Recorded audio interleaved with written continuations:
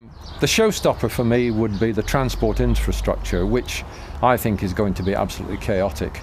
It cannot cope with the proposed developments of new housing at Wickhurst Green.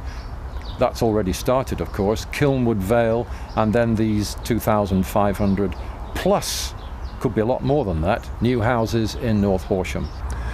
Well, according to the original plans proposed by the developers and included in the draft preferred strategy, there was to be a new train station within the new development in North Horsham, which would have provided commuters access of public transport into and out of the new development. However, it is understood that Network Rail will not approve this, and that the council, Horsham District Council, have effectively accepted that this development will not take place. If that is the case, then people commuting in and out of the North Horsham housing estate, or travelling to the business park, if that's ever built, will have to commute via Littlehaven or Horsham or some other station existing, which will lead to huge congestion on the roads and will pose enormous parking problems because there are no parking facilities, or not nearly enough at these places.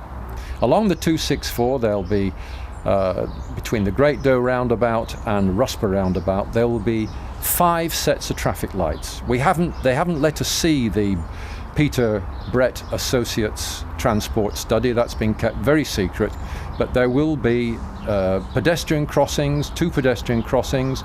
There'll be a new roundabout halfway between the Great Doe and Rusper, and there will be an enlarged Rusper roundabout. It's going to be big. This is an issue which will affect residents of the whole of Horsham and surrounding districts as well, including the neighbouring villages. It will also affect people who travel to Horsham for business and travel along the A24 to get to Worthing or the bypass to Crawley. These changes to the layout of that 264 are supposed to be in mitigation, and both the Highways Agency and West Sussex County Council have signed off this because they still think there's capacity. But we're going to see absolute chaos if this is allowed to go on. There will be additional traffic from the brickworks, big heavy trucks, because there's an additional development taking place there.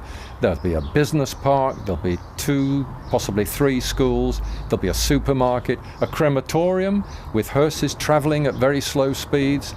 It will just pour cars onto the link to the M23 and the A23. If the examples along the A24, for instance, first thing in the morning between the Tesco's roundabout, as I call it, and the Great Doe roundabout, the traffic is just stationary virtually, waiting to get round the Great Doe. Imagine there'll be traffic lights all the way along that 264.